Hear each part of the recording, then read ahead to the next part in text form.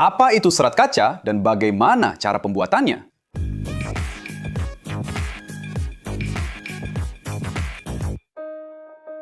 Halo pecinta teknik! Pernahkah Anda berpikir bagaimana bahan yang tampaknya rapuh seperti kaca bisa berubah menjadi struktur yang sangat kuat, mampu memperkuat mobil, kapal, bahkan turbin angin? Di balik paradoks ini, terdapat serat kaca, salah satu bahan paling serbaguna di industri modern. Tapi apa sebenarnya yang mendefinisikan komposit ini dan proses kimia serta fisik apa yang memungkinkan pembuatannya? Tapi sebelumnya, apa itu serat kaca? Serat kaca yang secara teknis disebut glass fiber reinforced polymer atau glass fiber reinforced polymer adalah material komposit. Terdiri dari dua bagian utama, serat kaca sebagai penguat dan resin polimer sebagai matriksnya. Serat-seratnya dengan diameter antara 5 hingga 25 mikrometer yang lebih tipis dari sehelai rambut, memberikan kekuatan mekanik dan kekakuan. Sedangkan resinanya biasanya polyester, epoksi, atau vinyl ester berfungsi sebagai perekat, mendistribusikan beban, dan melindungi serat-serat tersebut. Tapi bagaimana awal mula serat kaca? Ide untuk memperkuat material dengan serat sebenarnya bukanlah hal baru. Pada abad ke-18, orang Prancis sudah bereksperimen dengan benang kaca dalam kain. Tetapi, teknologi industrinya baru benar-benar berkembang pada tahun 1930-an, didorong oleh Owens Corning Fiberglass Corporation. Perusahaan ini mengembangkan metode yang layak untuk memproduksi serat kaca kontinu dalam skala besar, awalnya untuk isolasi termal. Terobosan penting terjadi ketika disadari bahwa orientasi serat di dalam resin dapat memengaruhi sifat mekanisnya, sebuah prinsip yang masih menjadi inti hingga saat ini.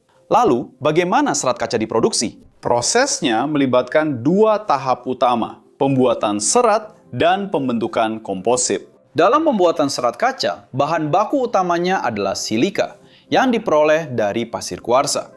Untuk menurunkan titik leleh dan menyesuaikan sifat-sifatnya, ditambahkan mineral seperti batu kapur yang terurai menjadi kalsium oksida, alumina untuk ketahanan kimia, dan oksida boron yang menurunkan viskositas kaca cair. Campuran tersebut dilelehkan dalam tungku pada suhu sekitar 1400 derajat Celcius, membentuk kaca cair. Bahan ini kemudian melewati bushings, yaitu pelat platinum dengan lubang-lubang mikro. Di bawah tarikan mekanis, kaca mengalir melalui lubang-lubang tersebut, membentuk filamen kontinu yang kemudian didinginkan dengan cepat menggunakan air. Satu hal penting adalah kecepatan penarikan bisa mencapai 3000 meter per menit. Dan pendinginan yang tiba-tiba mencegah terjadinya kristalisasi, sehingga struktur kaca tetap amorf. Sebelum digulung, serat-serat tersebut diberi lapisan atau size berbahan dasar silan. Perlakuan ini meningkatkan daya rekat terhadap resin di tahap berikutnya dan melindungi dari abrasi. Dalam pembentukan komposit, serat-serat dalam bentuk roving, kain atau mat dikombinasikan dengan resin. Salah satu metode yang umum adalah hand layout dan caranya seperti ini. Sebuah cetakan dilapisi dengan bahan pelepas cetakan, lalu di atasnya diaplikasikan satu lapisan yang disebut gel coat atau resin berpigmen untuk finishing. Serat-serat kemudian disusun secara manual dan diresapi dengan resin yang dikatalisasi dengan metil etil keton peroksida yang memulai proses pengerasan. Pengerasan ini terjadi melalui polimerisasi yang diaktifkan oleh panas, membentuk jaringan 3 dimensi yang kaku. Reaksi eksotermik melepaskan panas antara 100 hingga 150 derajat Celcius. Dan kinetikanya mengikuti model Arrhenius sesuai rumus di layar, di mana K adalah konstanta reaksi, A-, adalah faktor praeksponensial, EA- adalah energi aktivasi, R adalah konstanta gas, dan T adalah suhu dalam Kelvin. Proses otomatisasi, seperti putrusi untuk profil dan filamen winding untuk tangki silinder, menggunakan tegangan yang terkontrol untuk meluruskan serat dan memaksimalkan kekuatan arah. Sekarang, mengapa serat kaca begitu kuat? Jawabannya terletak pada sinergi antara komponen-komponennya. Serat-serat dengan ikatan SiO(Si) yang stabil atau jembatan siloksan menahan beban tarikan. Kekuatan serat ini meningkat sediameter seratnya lebih kecil karena berkurangnya cacat permukaan. Dan resinanya mentransfer tegangan antar serat dan menahan tekanan. Antarmuka antara serat dan resin yang diperkuat oleh silan mencegah delaminasi atau pelepasan lapisan. Secara mikroskopis, ketika beban diberikan, retakan menyebar melalui resin, tetapi dialihkan oleh serat, mekanisme yang disebut crack bridge, sehingga energi terdisipasi. Dan di mana serat kaca digunakan? Penggunaannya sangat beragam, seperti pada bodi bus, tangki bahan bakar, dan baling-baling kapal. Hal ini karena ringan dari material tersebut dapat mengurangi konsumsi energi. Material ini juga dapat digunakan pada baling-baling turbin angin, pipa anti korosi untuk air dan bahan kimia, bahkan pada papan selancar dan joran pancing. Data yang dapat diukur menjelaskan mengapa material ini lebih disukai, karena memiliki densitas sekitar 2 gram per cm kubik, namun dengan kekuatan spesifik, yaitu kekuatan dibagi dengan densitasnya. 10 kali lebih besar dari baja karbon. Dan juga memiliki isolasi listrik intrinsik. Dan bagaimana serat kaca dibandingkan dengan material lain?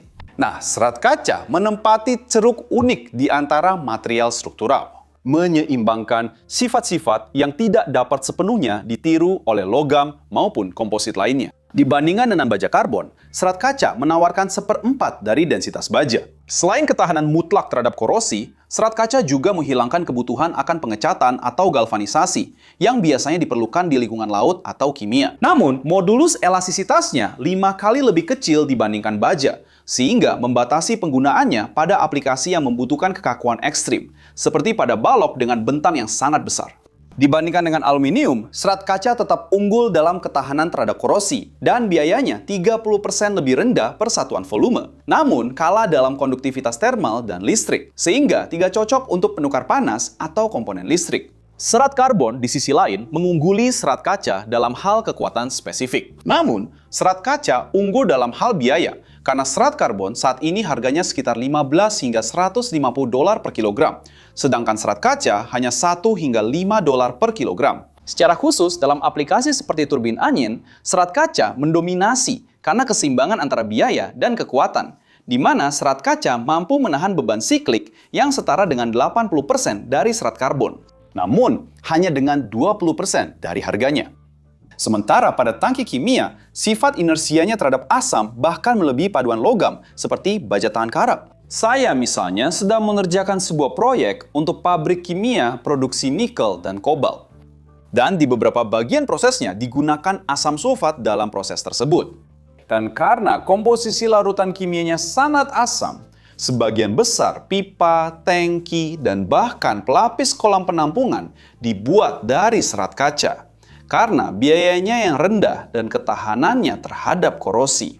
Kerugian yang tetap ada adalah pada proses daur ulang. Karena berbeda dengan logam komposit serat, resin memerlukan proses termal yang kompleks untuk pemisahan. Sehingga hanya dapat memulihkan 50 hingga 70% serat kaca yang telah mensintesis pengetahuan berabad-abad dalam ilmu material, mulai dari peleburan silika yang terkontrol hingga rekayasa antarmuka. Rahasia utamanya tidak hanya terletak pada bahan bakunya, tetapi juga pada rekayasa mikroskopis yang mengubah kerapuhan menjadi kekuatan. Seiring kita maju dalam pengembangan resin yang berkelanjutan dan daur ulang yang efisien, material ini terus berkembang.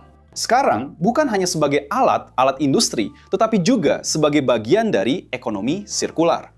Jika Anda sudah menonton sampai sini dan menyukai videonya, jangan lupa untuk berlangganan jika belum. Beri like dan aktifkan lonceng notifikasi. Jadi, bagaimana? Apakah Anda pernah membayangkan berapa banyak kimia dan fisika yang terkandung dalam kapal motor itu atau pada baling-baling turbin angin itu? Material apa lagi yang Anda tahu terbuat dari serat kaca? Tulis di kolom komentar ya, saya ingin tahu. Di samping sini, ada 2 pilihan video menarik yang harus Anda tonton untuk menambah pengetahuan dan menjelajahi rasa ingin tahu Anda. Dan jika Anda ingin mendukung kami, cukup beri like, subscribe channel ini, aktifkan lonceng notifikasi, dan pertimbangkan untuk menjadi anggota channel. Itu saja para pecinta teknik, salam hangat, dan sampai jumpa di video berikutnya.